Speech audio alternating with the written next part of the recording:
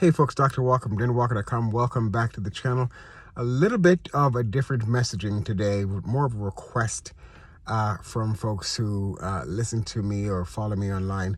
It's really about drumming up support for my folks in Jamaica, specifically Chester Castle, Jamaica. Chester Castle, Jamaica is a little town just outside of Montego Bay, and if you saw the recent videos from the airport, for example, in Montego Bay area, you can see how demolished that whole place is. In fact, the picture of the airport, I never thought in my life I would see that. But Chester Castle is about 20 minutes essentially outside of Montego Bay, and I'll tell you, very difficult still to get information from the folks who are on the ground there because power is out, water is out, cell phones are out, and so I have been very much unable to get information about the area. The only person I've gotten information from is the person who actually left New York, went to the area, and describes what he sees as sort of a war zone, in that many of the houses have no roofs, many of the trees are down, the fruit or the food that they typically eat from plants and so forth, many of them are just completely demolished. And so my suspicion is many of the individuals in that area are lacking basic things like food and water and in fact really sheltering, housing. And I thought I felt and feel somewhat helpless still, in that I don't know what to do for them, right? And so I thought about it and prayed about it, and in the last couple of days I realized what I could possibly do is what I know to do, which is based on Maslow's hierarchy of needs, get folks as best as I can food and shelter. And so I'll start with that. So I'd like to be able to, and again with your help, create some system in that area where I am able to, or we're able to, get food and water to that section. And I tell you, the reason I'm doing this, again, if not me, then who? I don't know of anyone else from that area or in that area who can lend this kind of assistance, if you would. I don't know of anyone. So if not me, then who? There's no one that I know of down there that's actually doing that for these folks. And I'll tell you one more thing. It's not going to be the primary area that support is going to come from the government system to help that area, because it's not a part of the main grid, if you would. It's out from the main city.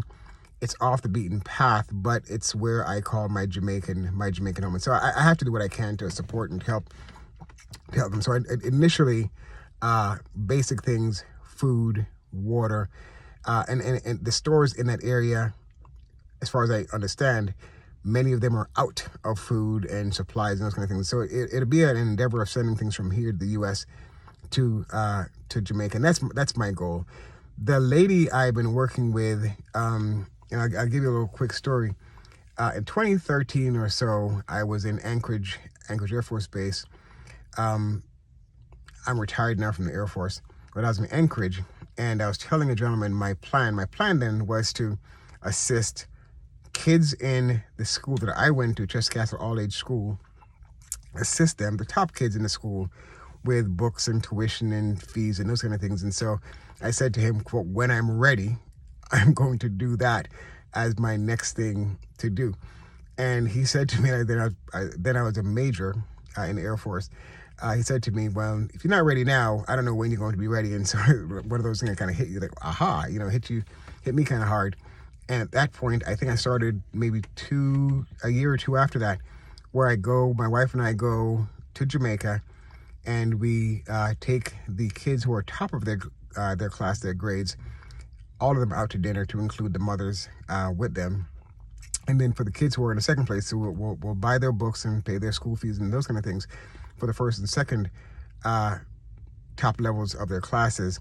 The top level, again, take out to dinner. The second in the class, will still give them books and book bags and so forth. So we've been doing that now since like 2014 or 2015.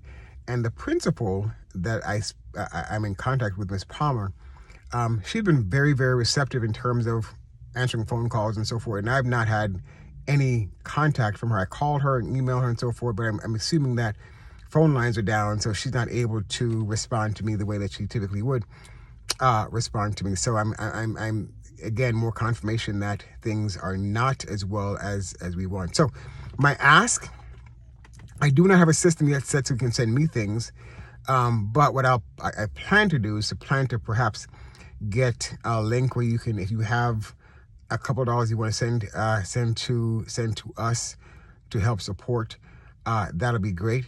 If I have excess at the end of that, so in other words, until they have regain food supplies and water and so forth in that area, my next thing would be to support and supply the school. The school after Gilbert, for example, years and years back, completely demolished, and so they had to create some new parts to it and so forth. So I suspect, again, this is 20 minutes outside of Montego Bay Airport. The school is going to be, at least parts of it is going to be demolished. So if there's anything left after the food and water is sent, then we'll just support the school, Chester Castle Aldridge School again, with building fund and building foundation to help that school get back on its feet, because it's a very sad scenario. Melissa has demolished much of that region, and I've not heard any, at least from that southwest coast of Jamaica, I've not heard any good news. It's all been sort of bad news. And I'm one of those kids, again, I came from that area. I had my first couple of grades in that school, and I made it to where I am in, now. Pretty blessed. I am truly blessed, as my wife will remind us, truly, truly blessed. I have 2 daughters in med school, great wife, married 30 plus years, 31 years specifically. She'd be upset if I didn't say the actual year, but anyway, married for a very long time, great life. So I am blessed. And so all I'm trying to do is I'm trying to give back to the school that's given me so much in terms of my start, my beginning, to help me to get to where I am. And so I would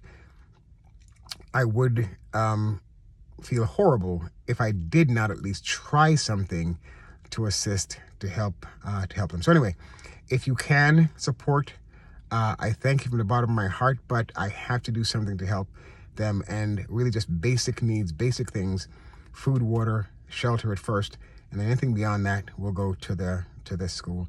Thanks for listening, Dr. Walker.